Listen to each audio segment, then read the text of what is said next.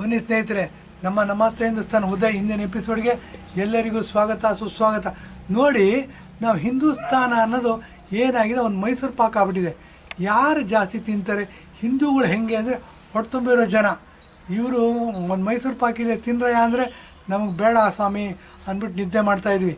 15-20% ಇರ್ತಕ್ಕಂಥ ಮುಸಲ್ಮಾನರು ಅಥವಾ 3-4-5% ಇರ್ತಕ್ಕಂಥ ಕ್ರಿಶ್ಚಿಯನ್ರು ಈ ಮೈಸೂರು ಪಾಕ್ ನಮಗೆ ಸೇರಬೇಕು ನಮ್ಮದು ಅಂತ ಅಂದ್ಬಿಟ್ಟು ಹೊಡೆದಾಡ್ತಾರೆ. ಇದು ನಮ್ಮದು ಹಿಂದಿನ ಪರಿಸ್ಥಿತಿ ಹಿಂದೂಸ್ತಾನದ್ದು. ಹೀಗೆ ಆಗ್ಬಿಟ್ರೆ ಇಡೀ ಹಿಂದೂಸ್ತಾನ ಕಳ್ಕೊಂಬಿಡ್ತೀವಿ. ಮುಸಲ್ಮಾನರು ತಮ್ಮದೇ ಆದ ದೇಶ ಬೇಕು, ನಮಗೆ ರಕ್ಷಣೆ ಬೇಕು ಅಂದರೆ 50ಕ್ಕಿಂತ ಹೆಚ್ಚು ದೇಶಗಳಿವೆ ಭೂಮಿ ಮೇಲೆ. ಅಲ್ಲೆಲ್ಲ ಹೋಗಿ ವಾಸ ಮಾಡ್ಬೋದು. ಪಾಕಿಸ್ತಾನ ಇದೆ, ಸೌದಿ ಅರೇಬಿಯಾ ಇದೆ, ಇರಾನ್ ಇದೆ, ಇರಾಕ್ ಇದೆ, ಅಫ್ಘಾನಿಸ್ತಾನ ಇದೆ, ಕೀನ್ಯಾ ಇದೆ, ಲಿಬಿಯಾ ಇದೆ, ಬೇಕಾದಷ್ಟು ದೇಶಗಳಿವೆ.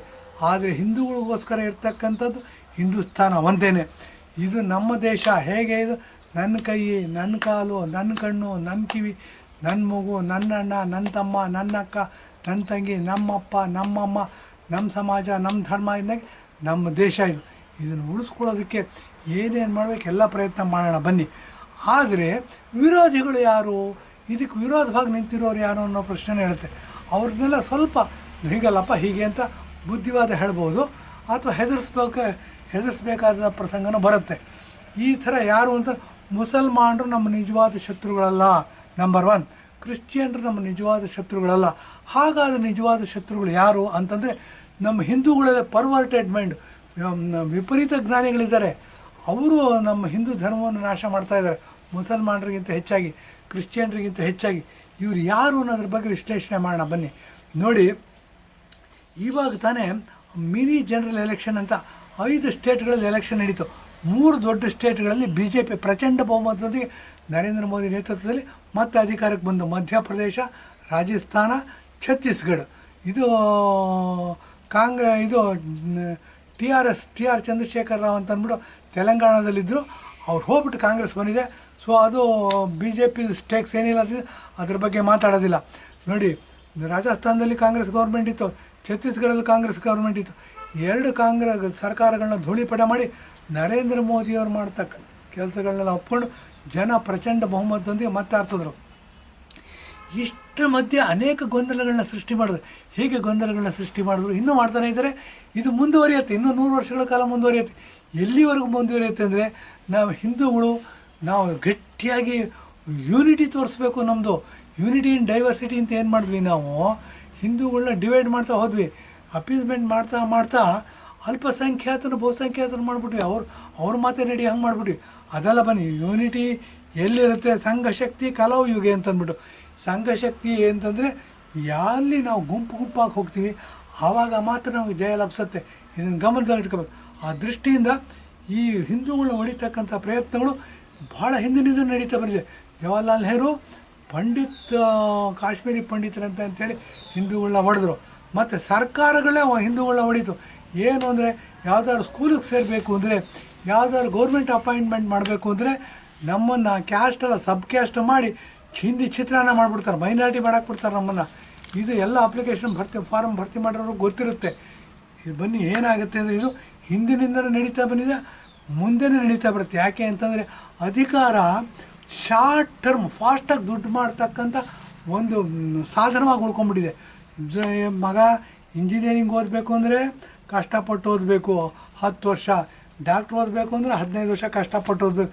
ಬೇಡ, ರಾಜಕೀಯವಾಗಿ ಬೋಡಿನ ಖಾಲಿ ಮಾಡಿ ಈಗ ಯಾಮಾರಿಸ್ಬಿಟ್ಟು ಹೆಂಗೋ ಬನಾನಾ ರಿಪಬ್ಲಿಕ್ ಮಾಡಿ ಹೆಂಗೋ ಗೆದ್ದು ಬಂದ್ಬಿಟ್ಟು ಮುಖ್ಯಮಂತ್ರಿ ಪ್ರಧಾನಮಂತ್ರಿ ಮಾಡಿಬಿಡ್ತಾರೆ.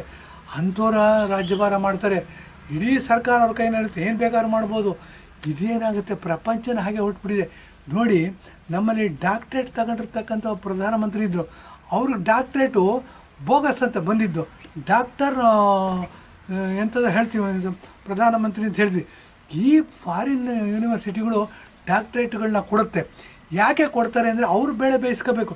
ಇವ್ರಿಗೆ ಡಾಕ್ಟ್ರೇಟ್ ಕೊಟ್ಟುಬಿಟ್ರೆ ಏನೋ 4 ಪೇಪರ್ಗೆ ಸೈನ್ ಹಾಕಿಸ್ಕೊಂಡು ಕಂಪ್ನಿಗಳು ಉದ್ಧಾರ ಆಗ್ಬಿಡ್ತಾರೆ. 100 ರೂಪಾಯಿ ಇನ್ವೆಸ್ಟ್ ಮಾಡಿ ಕೋಟಿಗಟ್ಟಲೆ ಸಂಪಾದಿಸ್ಬಿಡ್ತಾರೆ. ಈ ಥರ ವ್ಯವಹಾರನೇ ನಡೀತಾ ಇರೋದು ಪ್ರಪಂಚದಲ್ಲಿ. ಇದಕ್ಕೆ ಬಲಿಪಶು ಆಗಿದ್ದು ನಮ್ಮ ಇಂಡಿಯಾದವರು, ಅದರಲ್ಲೂ ಹಿಂದೂಗಳು. ಡಾಕ್ಟ್ರೇಟ್ ಅಂತೆ, ತುಂಬ ದೊಡ್ಡ ಎಕಾನಮಿಸ್ಟ್ ಅಂತೆ ಪ್ರಧಾನಮಂತ್ರಿ ಆಗಿಬಿಟ್ಟಿದ್ದಾರೆ. ನಮ್ಮ ದೇಶವನ್ನು ಬಹಳ ಮುಂದೆ ತಗೊಂಡು ಹೋಗ್ತಾರೆ ಅಂತ. ಆ ಮನುಷ್ಯ ಏನು ಮಾಡ್ತಿದ್ರು, ಹೋಗಿ ಹೋಗಿ ರಿಮೋಟ್ ಕಂಟ್ರೋಲ್ ಕಾಲಿಗೆ ಬಿಡ್ತಿದ್ರು. ಅದು ಸಹ ನಾವು ನೋಡಿದ್ದೀವಿ ಡಿಜಿಟಲ್ ಪ್ಲಾಟ್ಫಾರ್ಮಲ್ಲಿ, ಸೋಷಿಯಲ್ ಮೀಡಿಯಾದಲ್ಲಿ. ಇಂಥ ಅನೇಕ ಪ್ರಮಾದಗಳು, ಅನೇಕ ದೌರ್ಭಾಗ್ಯಗಳು ನಡೀತದೆ ನಮ್ಮ ಮೇಲೆ. ಇದೆಲ್ಲ ನಡೀತಾ ಹಿಂದೆನೂ ನಡೀತಾ ಇದೆ, ಮುಂದೆನೂ ನಡೆಯುತ್ತೆ. ಹಿಂದೆ ಹೇಗೆ ನಡೆದಿದೆ ಅಂತ ಹೇಳ್ತೀನಿ. ಎಲೆಕ್ಷನ್ ಟೈಮಲ್ಲಿ ನಡೀತು. ಎಲೆಕ್ಷನ್ ಟೈಮಲ್ಲಿ ನೋಡಿ, ಸೌತ್ ಇಂಡಿಯಾದಲ್ಲಿ ತಮಿಳ್ನಾಡು ಇದೆ. ತಮಿಳ್ನಾಡು ತುಂಬ ರಿಲಿಜಿಯಸ್ ಪೀಪಲ್ ಅವರು, ಇಂಡಿಯಾದಲ್ಲಿ ನಂಬರ್ 1 ಅಂತ ಹೇಳ್ಬೋದು. ಆದರೆ ಅಲ್ಲಿ ದ್ರಾವಿಡ ಮುನ್ನೇತ್ರ DMK ಅಂತ ಒಂದು ಪಕ್ಷ ಇದೆ, ADMK ಅಂತ ಜಯಲಲಿತಾ, ಅದರಿಂದನೇ ಸಿಡ್ಕೊಂಡು ಬಂದಿದ್ದು. MGR ಅಂತ ಫೇಮಸ್ ಸಿನಿಮಾ ಆ್ಯಕ್ಟರ್ ಇರ್ತಾರೆ, ಅವ್ರು ಸಿಡ್ಕೊಂಬಂದು ಇದು ಮಾಡ್ತಾರೆ. ಈ ಪಕ್ಷಗಳು ಏನು ಅಂತಂದರೆ, ಜನಗಳು ಟೋಪಿ ಹಾಕ್ತಾರೆ. ಅಂದರೆ ಒಂದು ಐಲ್ಯಾಂಡ್ ಥರ, ಒಂದು ದ್ವೀಪದ ಥರ ಮಾಡಿಟ್ಬಿಟ್ಟಿದ್ದಾರೆ. ಈ ಮಾಡಿಟ್ಬಿಟ್ಟು ಏನು ಮಾಡಿದ್ದಾರೆ, ಜನಗಳು ಟೋಪಿ ಹಾಕ್ತಾ ಮೋಸ್ಟ್ ರಿಲಿಜಿಯಸ್ ಪೀಪಲ್ ತಮಿಳ್ನಾಡಲ್ಲಿರೋರು. ಗೋಮೂತ್ರ ಅಂತಂದರೆ, ಗೋವು ಅಂತಂದರೆ ಅತಿ ಪವಿತ್ರವಾದ ಪ್ರಾಣಿ ಅಂತ ನೋಡ್ಕೊಳ್ತಕ್ಕಂಥವ್ರು. ಗೋಮೂತ್ರ ಅಂತಂದರೆ ಅನೇಕ ಕಾಯಿಲೆಗಳಿಗೆ ಔಷಧಿ ಅಂತ ಪ್ರಾಕ್ಟೀಸ್ ಮಾಡ್ತಿರೋ ಜೀವನ ಧರ್ಮ ಪದ್ಧತಿಯನ್ನು ಅನುಸರಿಸೋರು ಇದ್ದಾರೆ. ಇವ್ರಿಗೆಲ್ಲರಿಗೂ ನೀವು ಮೈನಾರಿಟಿ ಅಂತ ಹೇಳಿ ಎದುರಿಸಿ ಏನಾಗಿದೆ, ಕಾಡಿನ ಬೋಳಿ ಮಾಡಿ ಏನಾಗಿದೆ ಅಧಿಕಾರಕ್ಕೆ ಬಂದುಬಿಟ್ಟಿದ್ದಾರೆ. ಸ್ಟಾಲಿನ್ ಅಂತ ಅಲ್ಲಿ ಮುಖ್ಯಮಂತ್ರಿ, ಆತ ಹಿಂದೂ ವಿರೋಧಿ. ಯಾವಾಗ ಅದು ಮುಖ್ಯಮಂತ್ರಿ ಆಗ್ತಾನೆ, ತನ್ನ ಕ್ಯಾಬಿನೆಟಲ್ಲಿರ್ತಕ್ಕಂಥ ಮಿನಿಸ್ಟ್ರುಗಳು ಮತ್ತು ಅಧಿಕಾರ ಹಂಚ್ಕೊಳ್ಳೋದೆಲ್ಲ ತನ್ನ ಫಾಲೋವರ್ಸ್ಗೆ, ತನ್ನ ಮೈಂಡ್ ಸೆಟ್ಗೆ ಸೆಟ್ ಆಗೋವಂಥವ್ರು. ಅಂಥ ಒಬ್ಬ ಮಂತ್ರಿ ಏನು ಮಾಡಿದ್ದಾನೆ, ಸನಾತನ ಅನ್ನೋದು ಇರ್ರೆಲೆವೆಂಟು, ಸನಾತನ ಹಿಂದಿನದ್ದೆಲ್ಲ ಅನಿಷ್ಟಗಳಿಗೂ ಸನಾತನ ನಾವು ಹೊಡೆಕಾಯಿ ಅಂದ್ಬಿಟ್ಟು ಹಿಂದೂ ಧರ್ಮನೇ ದ್ವೇಷ ಮಾಡೋಕ್ಕೆ ಶುರು ಮಾಡಿದ್ರು. ಹಿಂದೂಗಳ ವಿರೋಧಿಗಳಾದರು. ಮುಸಲ್ಮಾನರೆಲ್ಲ ವಿರೋಧಿಗಳು, ಕ್ರಿಶ್ಚಿಯನ್ರೆಲ್ಲ ವಿರೋಧಿಗಳು. ನೋಡಿ, ಅವನ್ಯಾರೋ ದಯಾನಿಧಿ ಅಂತಲೇ ಹೆಸರು ಮರ್ತೋಗ್ಬಿಟ್ಟಿದೆ ನನಗೆ. ಸನಾತನ ಅನ್ನೋದು ಎಲ್ಲ ಅನಿಷ್ಟಗಳಿಗೂ ಸನಾತನ ಧರ್ಮ ಕಾರಣ ಅನ್ನೋ ಥರ ಮಾತಾಡಿದ್ರು. ಇದು ವರ್ಡಿಂಗ್ಸ್ಗಳಲ್ಲಿ ಚೇಂಜ್ ಆಗ್ಬೋದು, ಇರಲಿ. ಸನಾತನ ಅನ್ನೋದು ಒಟ್ಟು ರಿಜೆಕ್ಟೆಡ್ ವರ್ಡ್, ಅದು ಬ್ಯಾಡ್ ವರ್ಡ್ ಅನ್ನೋ ಥರ ಪ್ರತಿಬಿಂಬಿಸಿದ್ರು. ಇದು ಎಷ್ಟು ಮಟ್ಟಿಗೆ ಸರಿ? ಇದು ಈಗ ಮುಂದಿರ್ತಾ ಸೆಂಥಿಲ್ ಕುಮಾರ್ ಅಂತ ಅಂದ್ಬಿಟ್ಟು MP ಆಗಿದ್ದಾರೆ, ಧರ್ಮಪುರಿಯಿಂದ ಏನೋ ಬಂದಿದ್ದಾರಂತೆ. ಆತ ಹೇಳ್ತಾ ಇದ್ದಾನೆ, ತೆಲಂಗಾಣದಲ್ಲಿ ಕಾಂಗ್ರೆಸ್ ಗೆದ್ದುಬಿಡ್ತು, 3 ಹಿಂದಿ ಹಾರ್ಟ್ಲ್ಯಾಂಡ್ ಗೋಮೂತ್ರ ಸ್ಟೇಟ್ಗಳಲ್ಲಿ ನರೇಂದ್ರ ಮೋದಿ ಗೆದ್ದರು ಅಂತಂದು. ಏನಾಗುತ್ತೆ ಅಂದರೆ, ಇವರೆಲ್ಲ ಹಿಂದೂಗಳೇನೆ. ಏನು ಅಂದರೆ, ಇವ್ರ ಆಕಾರ ನೋಡಿ, ಇವ್ರ ಮುಖಚರ್ಯ ನೋಡಿ, ಇವ್ರ ಪರ್ಸನಾಲಿಟಿ ನೋಡಿ, ಇವ್ರನ್ನ ದೂರದಿಂದ ನೋಡಿ ಯಾರಪ್ಪ ನೀನು ಅಂತಂದರೆ ಹಿಂದೂಗಳು ಅಂತ ಪಾಕಿಸ್ತಾನದವರು ಹೇಳ್ತಾರೆ, ಸೌದಿ ಅರೇಬಿಯಾದವ್ರು ಹೇಳ್ತಾರೆ, ದುಬೈನವ್ರು ಹೇಳ್ತಾರೆ. ಈ ಬಡ್ಡಿ ಮಕ್ಕಳೇ ಏನು ಮಾಡಿದ್ರು, ಹಿಂದೂಗಳು ಅಲ್ಲಿ ವಿಷ ಬೀಜವನ್ನು ಬಿತ್ತಾ ಹೋದರು. ಏನು ಅಂತಂದರೆ, ಗೋಮೂತ್ರ ಸ್ಟೇಟ್ಸು ತಾವು ತಮಿಳ್ನಾಡದಲ್ಲಿ ಹಾಗಿಲ್ಲ, ಆಂಧ್ರ ಪ್ರದೇಶದಲ್ಲಿ ಹಾಗಿಲ್ಲ, ಕೇರಳದಲ್ಲಿ ಹಾಗಿಲ್ಲ. ಯಾರು ಇವ್ರಿಗೆಲ್ಲ ಇದು ಮಾಡಿದವರು? ಇದು ಏನಾಗಿದೆ, ಹಿಂದೂಗಳಲ್ಲೇ ಪರ್ವರ್ಟೆಡ್ ಅಂತ ಹೇಳ್ಬೋದು. ಅಂದರೆ ಅತಿ ಬುದ್ಧಿವಂತರು, ದೇಶದ್ರೋಹ ಮಾಡ್ತಕ್ಕಂಥವ್ರು, ಸಮಾಜವನ್ನು ಹೊಡಿತಕ್ಕಂಥವ್ರು, ಧರ್ಮವನ್ನು ಹೊಡಿತಕ್ಕಂಥವ್ರು, ಮುಟ್ಟಾಳರು, ಮೂರ್ಖರು, ದೇಶದ್ರೋಹಿಗಳು.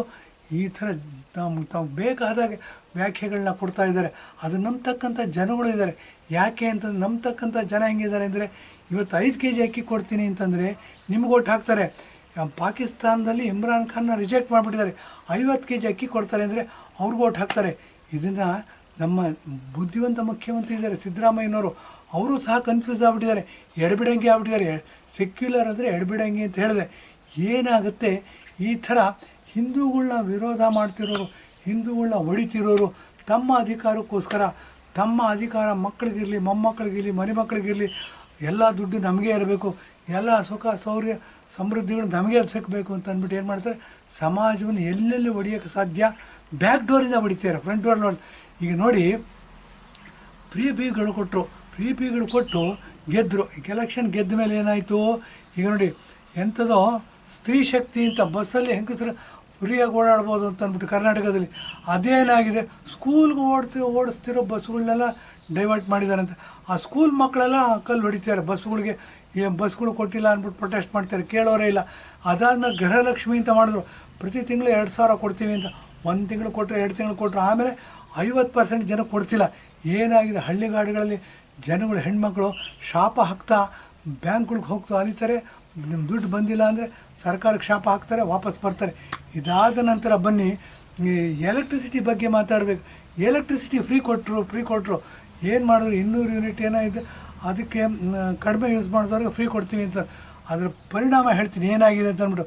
ಈಗ ಮೈಸೂರಿನಲ್ಲಿ ಎಲೆಕ್ಟ್ರಿಸಿಟಿ ಕಟ್ ಮಾಡ್ತಾರೆ, ಪವರ್ನ ಕರೆಕ್ಟ್ ಫಸ್ಟು ಪೀಕ್ ಅವರ್ಸಲ್ಲಿ ಕಟ್ ಮಾಡ್ತಾರೆ. ಪೀಕ್ ಅವರ್ ಅಂದರೆ ಸಾಯಂಕಾಲ 6 ಗಂಟೆಯಿಂದ ಹಿಡಿದು 9 ಗಂಟೆವರೆಗೆ. ಹೆಂಗೆ ಕಟ್ ಮಾಡ್ತಾರೆ? ಇವರು ಅತಿ ಬುದ್ಧಿವಂತರು. ಏನು ಅಂತಂದರೆ ಜನಕ್ಕೆ ಗೊತ್ತಾಗೋದಿಲ್ಲ. ಜನಕ್ಕೆ ಹೆಂಗೆ ಮಾಡ್ತಾರೆ ಅಂತಂದರೆ ಫಸ್ಟು ಕುವೆಂಪು ನಗರದಲ್ಲಿ ಕಟ್ ಮಾಡ್ತಾರೆ. ಇನ್ನು ಮಿಕ್ಕ ಕಡೆಗೆಲ್ಲ ಕರೆಂಟ್ ಇರುತ್ತೆ. ಆಮೇಲೆ ಏನು ಮಾಡ್ತಾರೆ, ಸರಸ್ವತಿಪುರಮಲ್ಲಿ ಕಟ್ ಮಾಡ್ತಾರೆ. ಮಿಕ್ಕ ಕಡೆಗೆಲ್ಲ ಕರೆಂಟ್ ಇರುತ್ತೆ. ಆಮೇಲೆ ಏನು ಮಾಡ್ತಾರೆ, ಗೋಕುಲಮಲ್ಲಿ ಕಟ್ ಮಾಡ್ತಾರೆ. ಮಿಕ್ಕ ಕಡೆಗೆ ಹೀಗೆ ಮಾಡಿ ಇವ್ರು ಏನು ಮಾಡ್ತಾರೆ, 100-200 ವರ್ಷ ಹಿಂದೆ ತೊಗೊಂಡು ಹೋಗ್ಬಿಟ್ಟಿದ್ದಾರೆ ನಮ್ಮ ಸರ್ಕಾರವನ್ನು. ನಮ್ಮ ದೇಶ ಮುಂದುವರಿಬೇಕು, ಪ್ರಪಂಚದ ಬೇರೆ ದೇಶಗಳ ಜೊತೆಗೆ ನಾವು ಚಾಲೆಂಜ್ ಮಾಡಬೇಕು. ಅಲ್ಲಿ ಏನಿದೆ ಅವ್ರಿಗಿಂತ ಜಾಸ್ತಿ ಸ್ಟ್ರಾಂಗ್ ಆಗಿರಬೇಕು. ಹೇಗೆ ಗರಡಿಗೆ ಹೋಗ್ಬಿಟ್ಟು ಒಬ್ಬ ಕುಸ್ತಿಪಟು ಸಾಧನೆ ಮಾಡ್ತಾನೆ, ಹಾಗೆ ಕಷ್ಟಪಟ್ಟು ದುಡಿಬೇಕು. ಕ್ರಾಂತಿಯೋಗಿ ಬಸವಣ್ಣವ್ರು ಹೇಳಿದ್ದಾರೆ, ಕಾಯಕವೇ ಕೈಲಾಸ ಅಂತ. ಕೆಲಸ ಮಾಡಿದ್ರೆ ನಿನಗೆ ಸುಖವಾಗಿ ಬದುಕೋಕ್ಕೆ ಹಕ್ಕಿದೆ. ಇದನ್ನು ದೊಡ್ಡ ದೊಡ್ಡ ಭಾಷಣಗಳಲ್ಲಿ ಹೇಳ್ಬಿಡ್ತೀವಿ ನಾವು, ಆದರೆ ಆಚರಣೆಗೆ ಬಂದಾಗ ನೋಡಿ ಈ ಥರ ಮಾಡ್ತೀವಿ. ನಮ್ಮ ಕರ್ನಾಟಕ 100 ವರ್ಷ ಹಿಂದಕ್ಕೆ ಹೋಗಿದೆ. ಏನು ಅಂತಂದರೆ ಫ್ರೀಗಳನ್ನ ಕೊಟ್ಟು ಅಭಿವೃದ್ಧಿಗೆ ದುಡ್ಡಿಲ್ಲ. ಒಂದು ಕಂಬ, ಎಲೆಕ್ಟ್ರಿಸಿಟಿ ಕಂಬ ಎಕ್ಸ್ಟ್ರಾ ಕೊಡಬೇಕು ಅಂತಂದರೆ ನೀವು ದುಡ್ಡು ಕೊಡಿ ಅಂತ ಕೇಳೋವಂಥ ಪರಿಸ್ಥಿತಿ ಬಂದಿದೆ. ಒಂದು ಲೈಟ್ ಎಕ್ಸ್ಟ್ರಾ ಹಾಕಿ ಅಂತಂದರೆ, ಸ್ಟ್ರೀಟ್ ಲೈಟ್ ಎಕ್ಸ್ಟ್ರಾ ಹಾಕಿದರೆ ಕಾರ್ಪೊರೇಷನ್ ದುಡ್ಡಿಲ್ಲ ಅನ್ನೋ ಪರಿಸ್ಥಿತಿ ಬಂದಿದೆ. ಇಂಥ ಪರಿಸ್ಥಿತಿಗಳನ್ನೆಲ್ಲ ಇಟ್ಕೊಂಡು ನಾವು ಅಭಿವೃದ್ಧಿ ಕುಂಠಿತ ಆಗಿಲ್ಲ, ಅಭಿವೃದ್ಧಿಗೇನು ದುಡ್ಡು ಶಾರ್ಟೇಜ್ ಮಾಡಿಲ್ಲ, ಫ್ರೀನೂ ಕೊಟ್ಟು ಅಭಿವೃದ್ಧಿನೂ ಮಾಡ್ತಿದ್ದೀವಿ ಅಂತ ಹೇಳ್ತಾರಲ್ಲ, ಎಂಥ ದೌರ್ಭಾಗ್ಯ. ನಾವು ಇದನ್ನೆಲ್ಲ ಕೇಳಿಕೊಂಡು ಇದನ್ನೆಲ್ಲ ನಂಬ್ಕೊಂಡು ಮತ್ತು ಕಾಂಗ್ರೆಸ್ನ ಗೆಲ್ಲಿಸ್ಬೇಕಾ? ಕಾಂಗ್ರೆಸ್ನ ಹಿಂಬಾಲಕರು, ಪಟಾಲಂಬರುಗಳು ಇವರು ದೇಶದ್ರೋಹದ ಕೆಲಸ ಮಾಡ್ತಿದ್ದಾರಾ ಅನ್ನೋ ಪ್ರಶ್ನೆ ನಮ್ಮಲ್ಲಿ ಹೇಳುತ್ತೆ. ಇದಕ್ಕೆ ನೀವೇ ಉತ್ತರ ಕಂಡುಕೊಂಡು ದೇಶಭಕ್ತ ಒಬ್ಬ OBCಯಿಂದ ಬಂದಿರತಕ್ಕಂಥ ದೇಶಭಕ್ತ ಪ್ರಧಾನಮಂತ್ರಿಗೆ ನಾವು 2024ರಲ್ಲಿ ವೋಟ್ ಹಾಕೋಣ, ಪ್ರಚಂಡವಾಗಿ ಗೆಲ್ಸೋಣ ಅಂತ ಹೇಳಿ ನಾನು ಎಪಿಸೋಡ್ ಮುಗಿಸ್ತಾ ಇದ್ದೀನಿ. ಧನ್ಯವಾದ, ನಮಸ್ಕಾರ.